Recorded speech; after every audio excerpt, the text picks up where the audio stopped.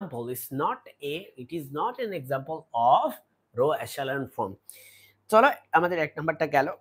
এখন আমরা আরো কিছু প্রবলেম দেখি। এখন আমরা হচ্ছে 3 নাম্বার ম্যাট্রিক্সটা দেখব। 3 নাম্বার ম্যাট্রিক্সটা ওকে আমি তোমাদেরকে দিচ্ছি এবং তোমরা দেখো যে কোনটা রো এশালন ফর্ম কোনটা রো এশালন ফর্ম না, এটা তোমরাই বলবে।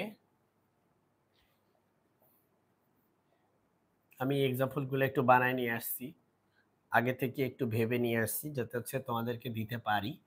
এখন দেখো তুমি বলো যে এটা কি রো এশালন ফর্ম, কি মনে হয় তোমার? কি মনে হচ্ছে তোমার? পজ করে তুমি ভাবতে পারো এবং তুমি কমেন্টে আমাকে জানাতে পারো। মাই ডিয়ার স্টুডেন্টস, এটা রো এশালন ফর্ম। উত্তর হচ্ছে ইয়েস। কিভাবে? দেখো, ফার্স্ট লিডিং এন্ট্রি হচ্ছে এটা, এটা হচ্ছে এখানে একটা লিডিং এন্ট্রি, আর এখানে কোনো লিডিং এন্ট্রি নাই, এখানে সব জিরো। দেখো তো সব জিরোগুলোকে কোথায় রাখতে হয়? সবচেয়ে নিচে, তাই তো আছে প্রথম কন্ডিশনকে মানে। সেকেন্ডটা বলছে দেখো এটা যে লিডিং এন্ট্রি আর সেকেন্ড রো লিডিং এন্ট্রি, দেখো তো ডানে আছে না? এই লিডিং এন্ট্রিটা হচ্ছে যেখানে আছে এখানকার লিডিং এন্ট্রিটা ডানে আছে, তার মানে ঠিক আছে। তারপরে থার্ডটা বলছে all entries below a leading entry are zero.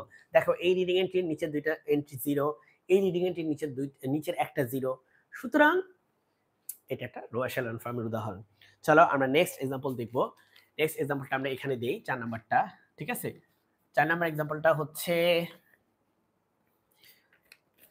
1 0 2 0 1 3 0 0 1। কি মনে হয়?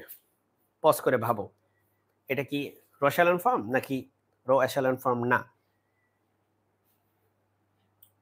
দেখো মাই ডিয়ার স্টুডেন্টস, প্রথমেই দেখো তোমাকে এখানে কি কোনো জিরো কোনো রো আছে? না, এমন এখানে কোনো জিরো রো নাই। সুতরাং যেহেতু এখানে জিরো রো নাই, সুতরাং ফার্স্ট কন্ডিশনে কোনো প্রশ্ন আসবে না।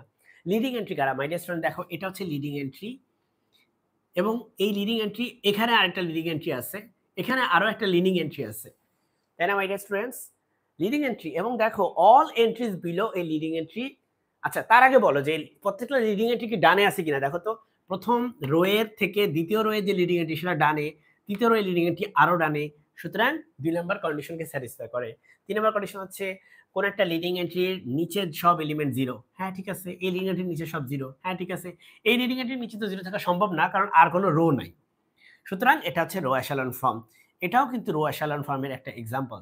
ওকে ডিয়ার স্টুডেন্টস, চলো আরো দু একটা আমরা দেখি, তারপরে আমরা এই ভিডিওটা শেষ করে দিব। আমরা আরো কয়েকটা দেখি। সো এখানে হচ্ছে আমরা আমরা টোটাল কয়টা দেখলাম? 4টা না? আচ্ছা, আর আরো একটা ধরো আমরা দেখি। হ্যাঁ, আরো একটা দেখি, তাহলে আমরা শেষ করে দিব এই ভিডিওটা। তার জন্য আমি একটু মুছে ফেলি এটা।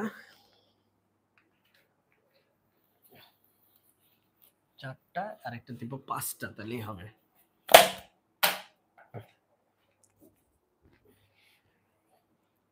আর একটা হচ্ছে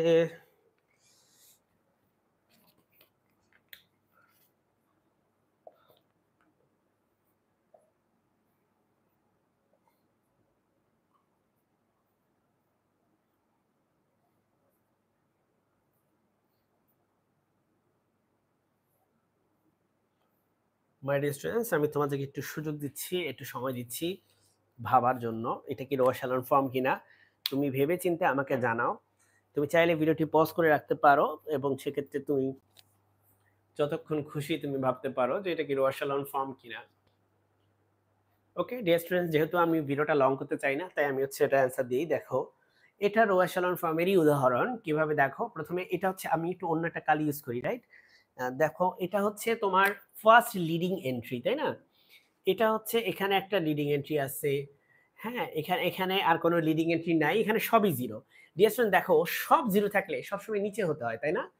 সবসময় নিচে হতে হয়। 2 নাম্বার কন্ডিশন কি? দেখো লিডিং এন্ট্রি এটা যেখানে আছে এখানকার লিডিং এন্ট্রি কি তার ডানে আছে না? সুতরাং এটা এশালন ফর্ম। সরি, আরেকটা জিনিস আমাদের দেখতে হবে, সেটা হচ্ছে all entries below a leading entry are zero কিনা।